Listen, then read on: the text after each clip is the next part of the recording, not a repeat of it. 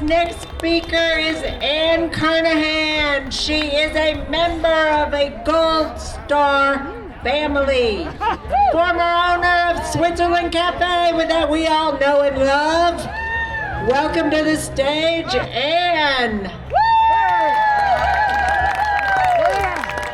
I just really wanted to whip the crowd up with this. I was 11 years old in 1968 when the priest called and said my brother was dead. Okay, he was in Pleiku, South Vietnam. My other brother was in Saigon. I had another brother in Africa. That's what you do, you step up, right? You step up for your country. But you know, I've been to memorials since then. There's a memorial in Avon, New Jersey to my brother and to another boy that was lost in Vietnam. And I've had politicians stand up there and say, this is why we're free. Is it? No. Is that why we're free? Because we can murder all the people we want to? No. World War II was different, but this war was called by draft dodgers. This war, they know white boys with ties going to Iraq. Yeah. They ain't none of them on those boats. Did you hear? Did you hear? What was it? Little Mario say, "Oh, hey, the Strait of Hormuz is open. It's just that they're shooting at us. So go."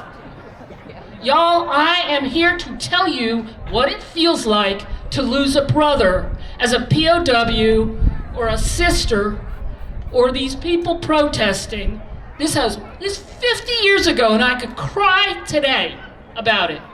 You don't want to say, I don't care if it's a really good reason. That's fine. To be patriotic and let's go. But this is crap. This is a bunch of oligarchs wanting more money for oil. That's all it is. And I'm shocked that some people can't see that. So I'm old. The other thing I wanted to say, I'm 69 years old, and I've been there. I've had a brick thrown through our window during the civil rights crisis because they were just throwing bricks.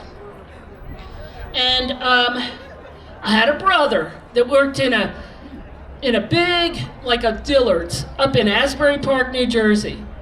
They made him get a curtain rod and go fight the blacks. They gave him a curtain rod.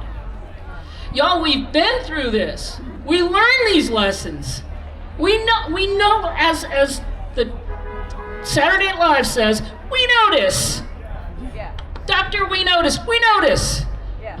So speak up. There's too many people not speaking up. And because it's impolite. Well, hell, they're running away with our country right now. I know what it's like to be poor. I know what it's like to need food stamps. I had 20 employees at a time working right here in these mountains, working their butts off. Can't afford a car. Can't afford to go to the doctor. Bad credit. You can't pull yourself up by your bootstraps here if you don't have other skills or if you don't just get in your car and leave. You can't. The gap between the rich and the poor has become enormous. And the poor don't speak up. So we have to speak for them. Yeah. Speak up. Now, corruption has always been here in this country. There's always been money in politics. I know that. Back to Kennedy. I know that. But this is pretty transparent, don't you think? Yeah. They're playing the stock market with the war, right? Buy low, sell high, and all that. Congress is allowed to go ahead and play the stock market. That's okay.